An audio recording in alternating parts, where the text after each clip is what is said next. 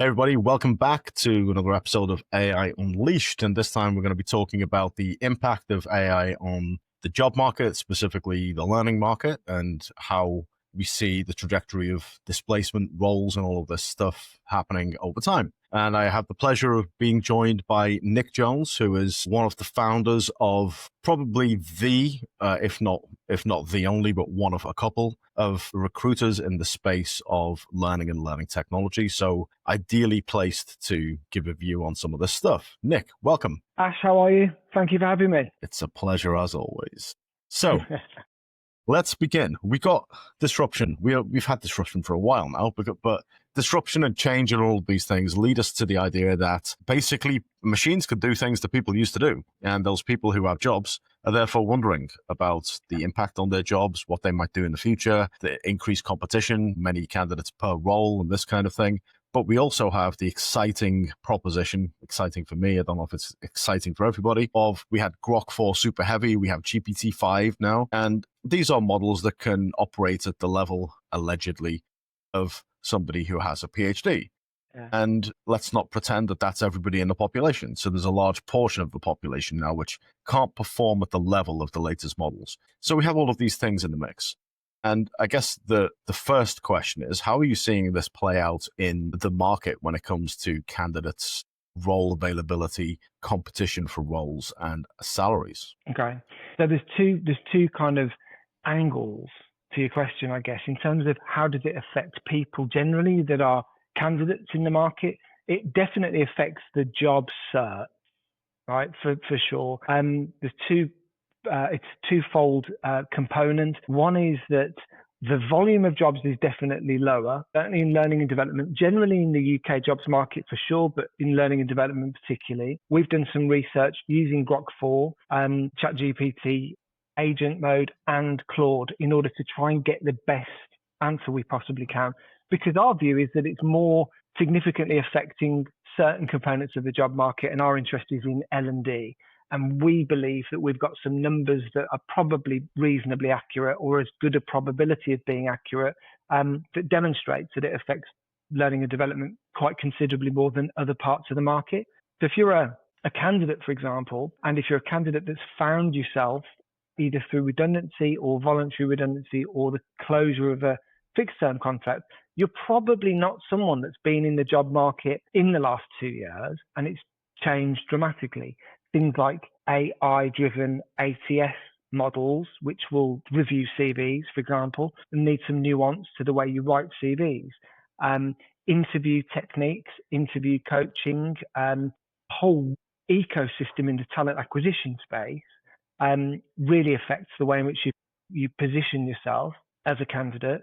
And just the simple fact that you can one-click an application with a job and use AI tools to do that multiple times for multiple roles means that on the one hand, you've got talent acquisition teams that are able to control candidate inflow at their end, but you've also got AI tools that can maximize candidate inflow at the candidate end, and it creates a backlog.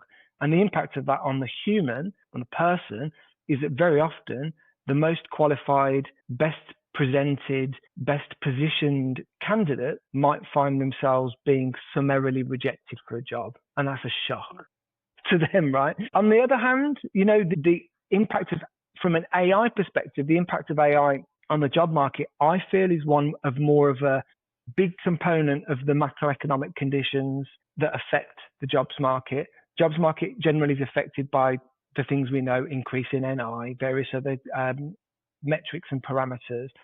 But at a micro level in the L&D space, I think it's for sure the case that AI is being implemented within organizations, sometimes without any reference to learning and development. Learning and development will need to mop up those new skills moving forward, but because they weren't part of necessarily the conversation or the technology in the first place, it's easier to let them go and then go again with a new set of skills and people in the future. And I think that's what we're seeing. I don't know what your thoughts are, Ash. What do you think? So I think a couple of things, right? One is that the learning and development market can broadly be split up into a handful of key roles. And those key roles are either instructional designers or developers or experienced architects or whatever the new terminology is for that role. You have trainers stand up in front of a classroom and talk about stuff, and you have maybe facilitators, coaches, mentors, apprenticeship guides, some things that are slightly more operational roles. They tend not to fall in the L&D department. They tend to fall outside of that. And the routes to entry for these different roles have historically been about three things. So the first thing is, I used to be a lawyer. I was a pretty good lawyer until someone said, you've reached the end of your useful life as a lawyer. Do you want to go run the training department? And at that point, I stood up in front of a bunch of young lawyers and said, the good old days of law, we used to do this, we used to do that, and, blah, blah, blah. The story writes itself. Not highly skilled people in terms of learning and development, but maybe operationally aware in terms of what their business does. Then you have the instructional designers. I used to make pretty pictures in design or some other related tool, whatever the Adobe tool is. I think that is in design. Yeah. I used to use Photoshop and I used to make pretty pictures. Now I use VO and I make cinematic videos. And I've risen through the ranks and now I'm the learning leader. And I don't know anything about metrics, strategy, or operations, but yeah, I can make a pretty picture. And then you got the entrepreneurial side of things. Used to be a business person, used to own a business, maybe used to be a Big Four management consultant or something like that. And they go off and take a very different approach. Now we have a world where AI can do so many things. AI can make the pretty pictures. AI can make you an e-learning course at the click of a button. We have avatar videos out there. You dump a load of documents in and out come 1,000 videos. And all of the things that used to be skills are no longer desirable because a machine can do them. So now we have a very tricky situation. And that tricky situation, some parts of the industry are saying, let's go down the performance consulting route. We're going to partner with the business. We're going to try and get impact. And pretty much as you've said, the skills gap is too great. I used to make pretty pictures and now I'm going to be a management consultant. No, you're not. We're just going to get rid of you and we're going to hire a management consultant. That seems to be an easier lift for businesses. So I think there are a lot of these things in the mix at the same time as we have across every industry. There is a crunch where the machine can do what people used to do and therefore we just use a machine. And we have headcount reductions across many different sectors, not just L&D, and these are the macroeconomic factors you talk about. So I think there are a bunch of different things, but my mind always goes to this kind of, what does the L&D department actually do? And it's mixed, right? Some L&D departments are compliance functions. We'll show you a PDF, you tick off that you read it, and when you mess up, we can say it wasn't us, we showed you the thing, right? And there's a regulatory mandate to go and demonstrate that. And some are growth departments. Fly, be free, be the, touch the rainbow, be the thing that you can be and we'll be proud of you. And it's difficult to define what an L&D department actually does. And therefore, it's difficult to measure it, difficult to scrutinize it. And because of the AI revolution, we now have increased scrutiny on everything, not just L&D, everything. Yeah. What's making money? What isn't making money? What's a cost center? Where are we investing? How are we moving the value chain forward?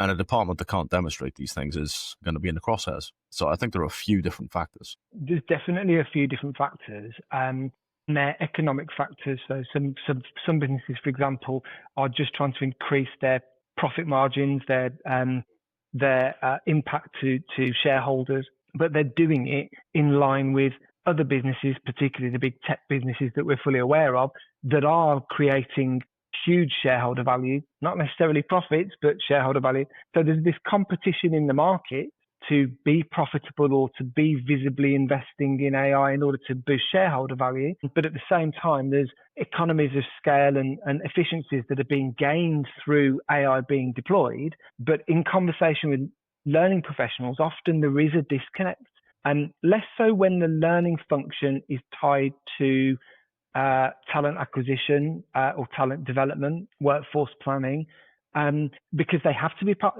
clearly they have to be part of the AI discussion in order to futurist the workforce. Mm-hmm. But that's often not always the case with learning and development roles. So I think sometimes it's easier to just park them. And that could mean redundancy or voluntary redundancy or fixed term contracts that come to a close. And it's that skill set piece, Ash. I know you've been saying it since I was first aware of AI with ChatGPT's initial launch, but it's the baseline skill set still now.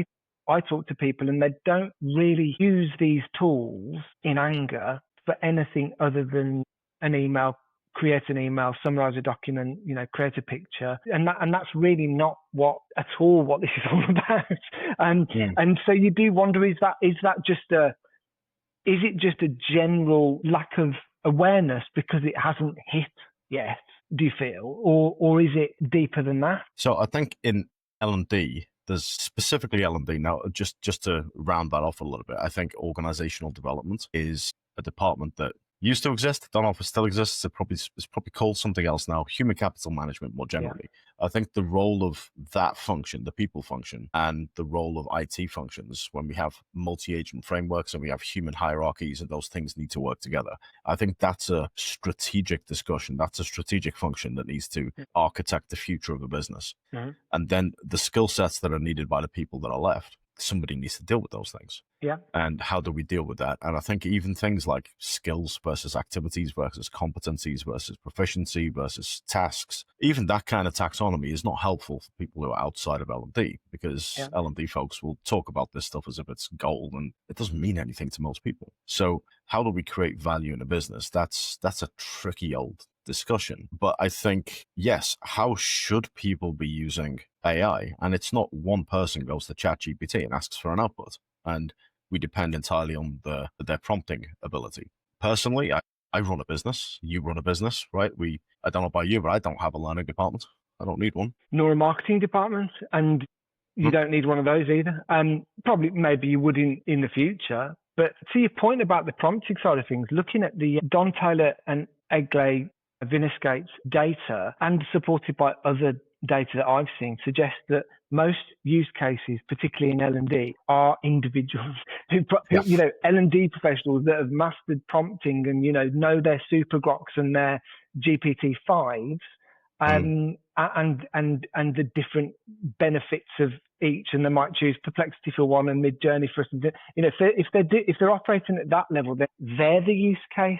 Are you seeing, as in their productivity bump, if you like, are you seeing more at the group departmental level with the work that you do, Ash? So honestly, a lot of what I do isn't really in the learning space.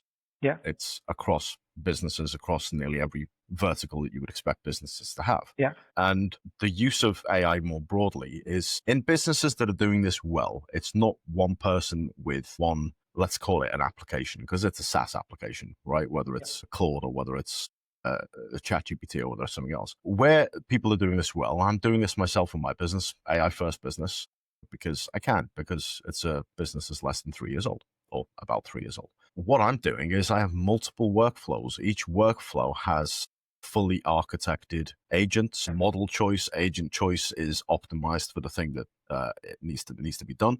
Workflows have assistants in them. Every assistant has a knowledge base. So I've given the example a couple of times in the past that, a learning department in a box. You could have, a lot of people are fairly pious about the existence of designers and instructional writing and things like that.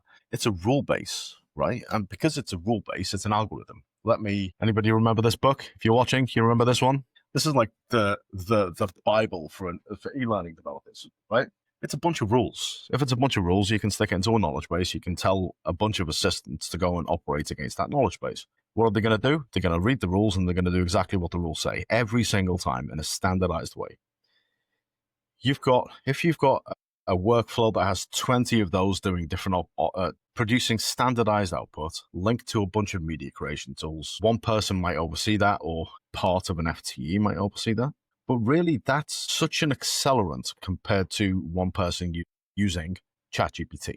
Mm-hmm. So it's really the workflow, the agentic workflow space where there is most traction. But agentic workflows are fine. You need agents, workflows, and one more thing to do this well. And that other thing is the ability to retrieve your own data. The thing that makes your company special needs to be vectorized and retrievable in a workflow. And if you're doing these three things and you've got your data in order and you're able to retrieve it and you're able to parse it through agentic workflows, then the difference between that and one person using ChatGPT is just phenomenal. It's ridiculous. So to take the learning space, because that's the only space that I know anything about, agentic workflows and for example, in content creation, you just made drawn a good analogy. And it's probably unlikely to be a learning professional, other than maybe a select few that would have got into it at this depth.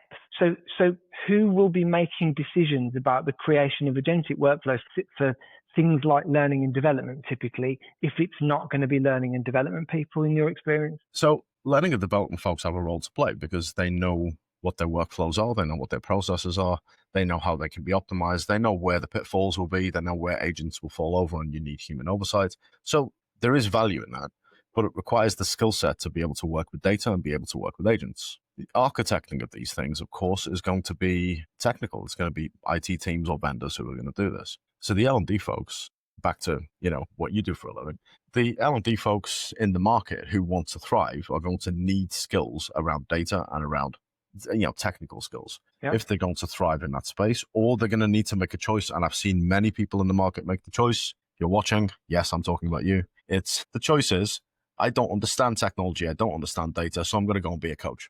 Great. Market's flooded with coaches. There's no barrier to entry with coaches. You can just, let me just become a coach in front of your very eyes. You ready? 1, 2, 3. I'm a coach. Done. That's kind of all you need. So the barrier to entry is low. And a qualification, Ashwin, from coaching hours. But nope. But I know you don't need a qualification. It's desirable. You might rise above the rest, but you don't actually need one. Fair point. So that's my point. So the people side of things, if you're not good at tech and data, then of course the people side of things is important, and it's important to get that right as well. So I'm being a little flippant about it, but these are really the skills of the future, these 3 areas. And how much are you seeing in the market, in the jobs that are coming forth from businesses around these 3 areas of skill? Very little, very, very little. And actually, I think what we're seeing at the moment is, I think we're in a hiatus period. I think so. So jobs come about from 3 different angles. Someone leaves, and so it's a backfill of that role. So it's a duplication of a pre-existing job description that might have AI written on it as well. AI first, whatever that means, or just AI somewhere, just to give it a bit of zhuzh. Or it's through some kind of transformation. There's a big transformation, an HR transformation or a technology transformation, creating a new job. We're seeing a lot less of that than I would have hoped to see. So I think that's why I say we're in a bit of a hiatus. The other is that you've got immediacy of projects or programs that are already underway, and you just need resource. And so there's an increase in fixed term contracting. So PAYE hiring, but with an end date, because it's to get this over the line. And you would hope maybe contracting, but we haven't necessarily seen those numbers increasing either. So I think we're at that point where the number of jobs that are being created, new jobs that are being created, is very, very low. The number of jobs that are out there at the moment is extremely low, and the number of job seekers that are out there that are qualified is very high. And that's the polar opposite of what we saw in 2022. So until there's new jobs being created, like literally being created, we're probably going to see this imbalance continue. The severity might change, and hopefully it does. I'm a recruiter, right? I want it to. But until we see those new jobs released, defined, designed, then we're not going to know what the kind of accelerant is going to be. And I just don't think there are some jobs in the US that you're starting to see coming through, but these are highly AI specialist or highly AI linked. And that's probably not what we're going to see generally in learning and development. I'm excited to see what it does look like, but I think it's definitely going to involve having data literacy skills, and an understanding of agentic workflow, an understanding of AI, because I can't see how it can't. If that's going to affect workers in all the other jobs in an organization, how can L&D not be masters of knowledge level? How could you performance consult around something that affects other jobs that you're responsible for training if you don't have that knowledge? So I would expect that to be a kind of standard norm. Would you agree, Ash? Yeah, I think that these areas need to surface into new roles, and we don't know what those new roles are going to look like, but I'm not seeing a lot of that. I mean, let's be honest, I'm not really looking at the job market at all. I've got my own company, I'm busy, but I haven't really seen that many AI-focused roles that are transformative. It's mostly iterative on what happened in the past. plus a little bit of AI. And I guess the interesting thing for me is that I've got a few friends who are in this unfortunate position where they've been looking for jobs, they've been trying to find a good fit for quite a while. The salary perspective. So if you've got senior folks who used to be looking at, jobs 100, 120, 150K, leadership roles that are few and far between, and there's lots of competition in this space. At the same time, we always have this in the market where you can be in-house, you can be consulting, you can be vendor side, right? Yeah. Basically, you have that split. And one, we have the issue of salaries. So what used to be a 100K position is now probably a 60K position. I'm just guessing. I'll ask you in a second. And the other side of it is the vendor side is also drying up, because if you think about, I'll give the example of e-learning vendors. You might have the old workflow. A stakeholder goes to the learning department, says, make me some e-learning from my PowerPoint. The learning department doesn't do that. They just offshore it to a vendor and say, make me the e-learning at a lower price point.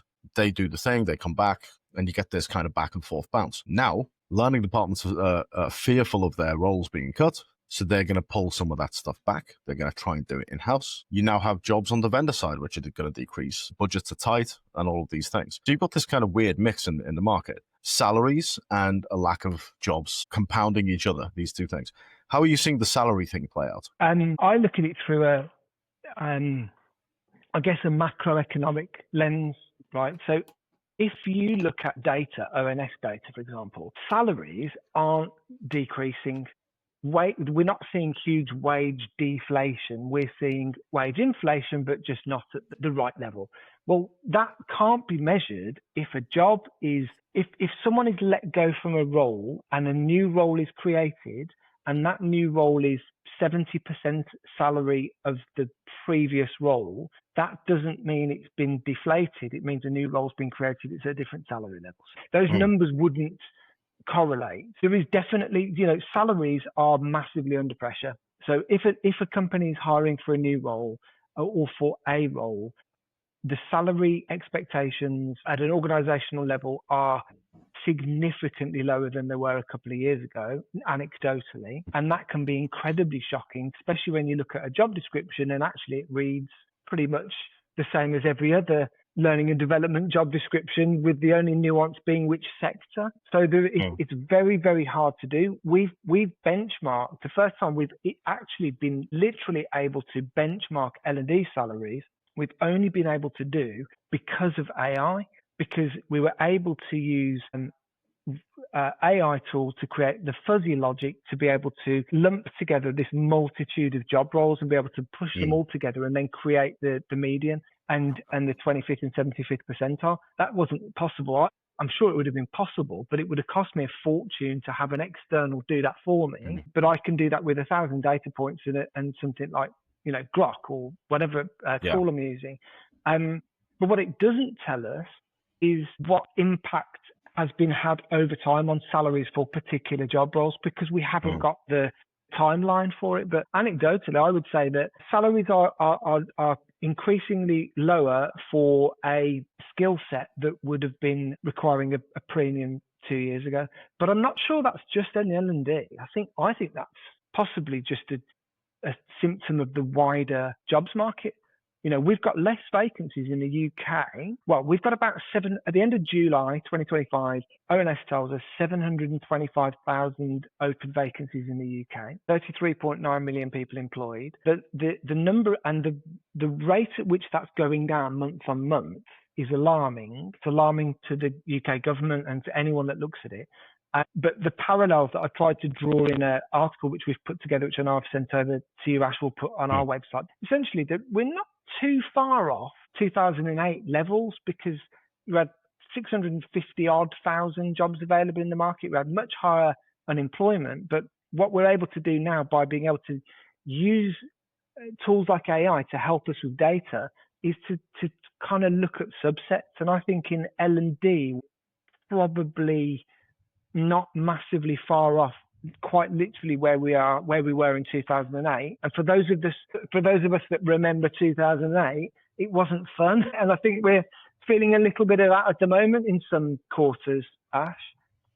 Maybe not in the amazing world of agentic AI, which you're obviously riding the wave of, but maybe in other quarters of the economy, right? Yeah. Well, this is the thing that, this wave it's always not this wave, every wave is going to be selective for value. So if you are doing things that add significant value to businesses, then you can expect to be paid for that. And if you're doing things where the value is unclear, then you can expect not to be paid for that. And that's a very black and white way of saying capitalism, right? Yeah. But that's the situation. And I think a lot of folks are unclear about what the value is. I think the stuff around the World Economic Forum and the prediction around jobs and that AI won't take jobs because it will create more jobs than it takes. I think that's a little bit fallacious because as you're describing, you have new jobs, but those new jobs over time are going to require a higher skill set, more investment of time, trouble, and money to get to a particular point, while at the same time offering less in terms of salary and wage. And it doesn't have to be just salary and wage. It could be, this used to be a permanent salaried position with pension and all of this, and now it's a contracting position, a 0 hours position, 35 here and there. So there are all of these nuances which mean that actually we're getting less security in the job market. All of these things, I think, come together, but the burden of skills on people being able to reach for this role that previously they couldn't do, that's to me very unclear. I think that's spot on. And I've got a deep interest in AI, partly because I just need to get some answers for I'm a small business owner. You will be. It helps. It's helpful. But what I've been doing a lot of personally is reading books. Audio books typically, and watching YouTube videos, because YouTube videos, you start to get, there are a few names that keep cropping up, right? And some of those names like Dario Amodei or Elon Musk or Ilya Sutskever or Sam Altman, all the same group of people. If you go onto YouTube and listen to what certainly Dario and Elon Musk and Eric Schmidt and various others are saying, is they've kind of told us what's going to happen. There is going to be a very significant decrease and instability with jobs generally, and there's going to be a fantastic future, but no one's entirely sure what happens in that interim period or how long that's going to last. What's your thoughts on that, Ash? Do you think are you more in the kind of warning Dario Amodei camp, or are you more in the kind of optimistic Sam Altman camp? It depends what you mean by optimistic. I think we're in a almost dystopian utopia where we have the potential for machines, broadly speaking, whether it's robotics or artificial intelligence, but we have the potential for all of this stuff to make our lives infinitely better. What we don't have is an economic model to ensure that people can survive. Yeah. And these are different things. And I think the difference between a reference to the World Economic Forum earlier, these kinds of predictions of jobs, the difference is they look at the current capabilities of AI and they say, what jobs are going to be affected and how will they change? With these tech guys, they're telling you, and they're hiding in plain sight, and I'll do the same thing because I work in this space and I do things. And what they're telling you is we're working towards these specific things that will have an impact on you guys. I'm doing it as well, working with businesses, and I'm working to optimize what they do with agentic capability. What does that mean? It means that at some point, certain activities and tasks are no longer required to be done by people. It's a business decision then. I've said this a few times on different podcasts and events, but if you've got a team of 10 people and each of them you can automate 80% of what they do, it's ridiculous to say there won't be an effect on jobs. You're going to just pay people to look out the window and have profound thoughts. It's not going to happen. Businesses don't work like that. So there's this kind of thing that's going to happen. Short term, medium term, long term, I think we'll find a way to cope. But short term, there are going to be, and there already are, let's face it, swinging job cuts. I don't know how longer term we'll find different things that people need to do in the workplace, and there'll probably be a dip and then we'll go back up. But I think there's a time-based element to this as well. Are you seeing something like that?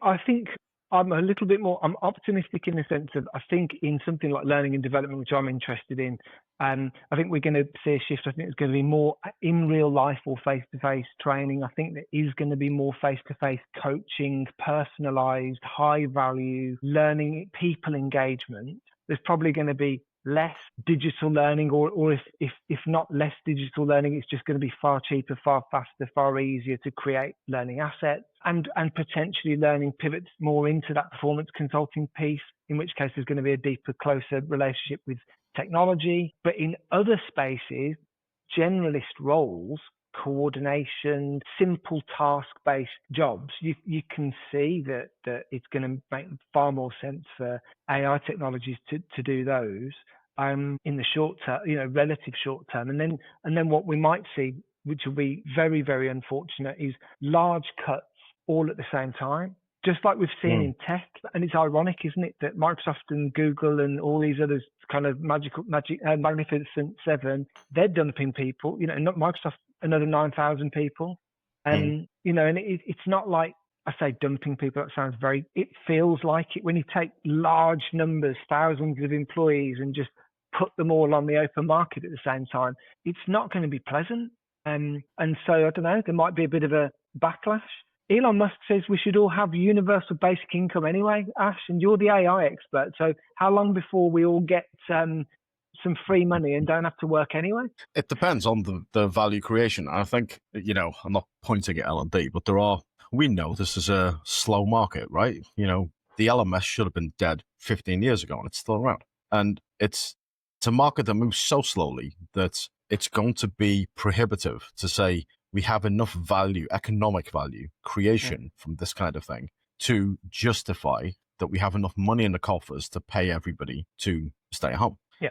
And it's the same for other industries as well. I'm not just talking about L&D, I'm talking about many other industries where you say we have a hesitance to change. Until we change, we're not going to accelerate the value creation. We're not going to accelerate the creation of money and energy and resources, because let's face it, we live in a scarcity model of society where things are scarce, so we have competition and we have prices and all of this stuff. If everything was abundant, then we wouldn't have these pressures. There's this kind of thing to think about as well. I think that a lot of these companies are laying off folks. Yes, they are. They're doing it, and they're going to keep doing it, because why wouldn't they, right?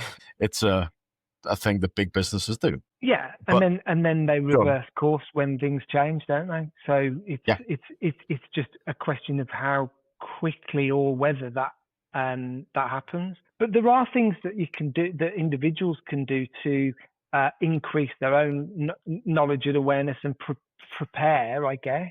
And generally speaking, just anecdotally as a recruiter, you're in it, you see it, you're going to see it more for obvious reasons.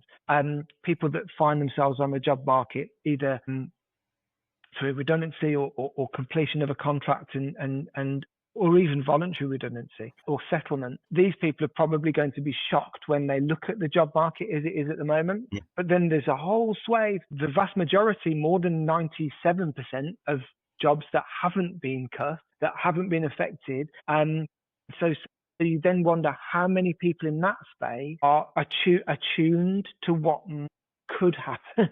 And is there any preparation being done or thought really being put into, well, what if? And I don't know. I'm not sure what those numbers would look like. So I'd like to tie two things together, because you mentioned, I mentioned earlier on coaches and my contempt for that profession. And you mentioned trainers, right? And basically, my point of view on everything is, if there's no barrier to entry, then you've got no way of sorting out who's good and who isn't.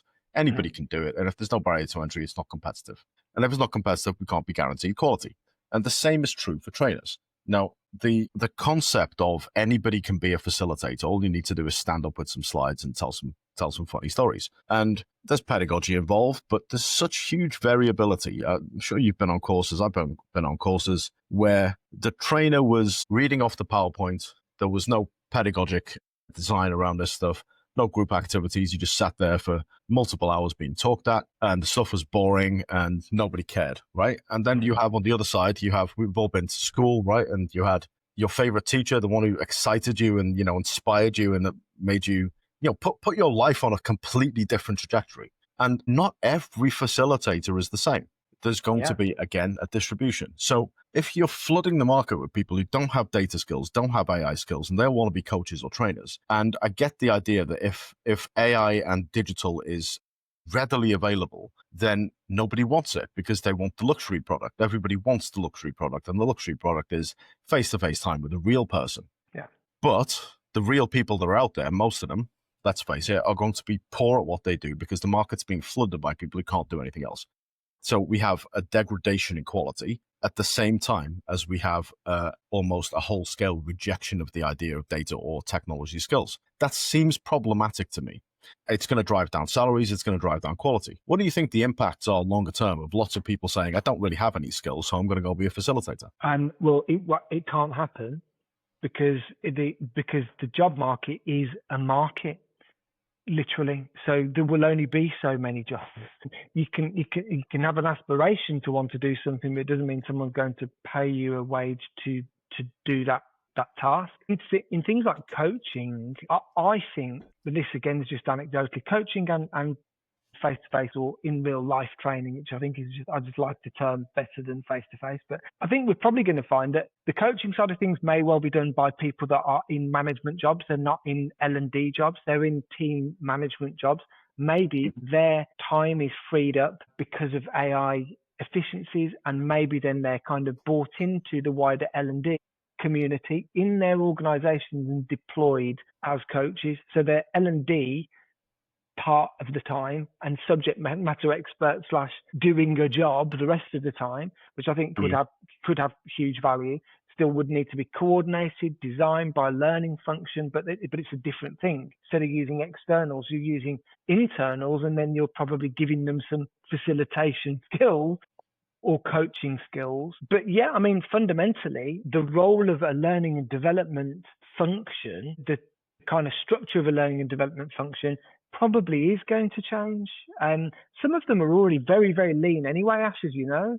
They're very lean. So effectively what you could do is you've got one person that really is a great facilitator, good coordinator and strategist, business partner, and also is great at prompting and can use AI tools or the company's AI capability. That you could argue is a bit of a unicorn at the moment, but maybe it won't be. Maybe that is just what a learning professional is going to be, a lot of everything. Yeah. What do you think? Well, on your point on demand, right? You say that not everybody can be a facilitator because there's not demand. But my point is that as is everywhere and people value personal interaction more, demand for that kind of thing goes up. So I predict, and it's a sad prediction, but I predict it anyway, and that is that you're going to get a lot of folks spinning up as training organizations offering something that is effectively valueless, but because people want that human interaction, they're going to go and pay for it. And that's going to degrade the market because people are buying what they think is a luxury product, but has no real